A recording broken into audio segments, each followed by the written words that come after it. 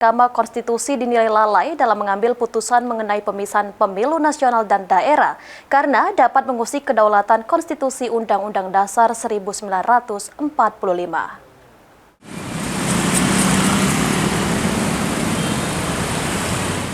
Putusan Mahkamah Konstitusi yang memisahkan penyelenggaraan pemilu nasional dan daerah menuai berbagai tanggapan dari Ketua Partai Politik Tanah Air, Surya Paloh, Ketua DPP Partai Nasdem, menilai jika Mahkamah Konstitusi lalai dalam mengambil sebuah keputusan karena dapat mengusik kedaulatan konstitusi dari Undang-Undang Dasar 1945.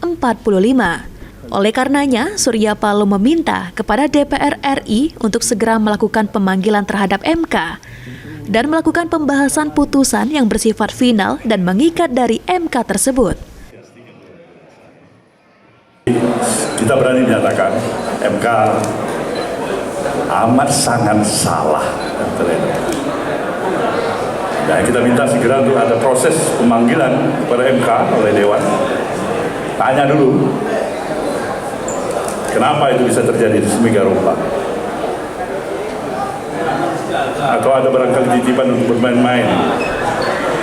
Nah, kita nggak tahu itu. Sebelumnya, Wakil Ketua Umum DPP Partai Nasdem, Saan Mustafa, menilai putusan pemilu nasional dan daerah dipisah bertentangan dengan pasal 18A Undang-Undang Dasar 1945 yang mengatur pemilu setiap 5 tahun sekali. Eki Saputra, PAL TV.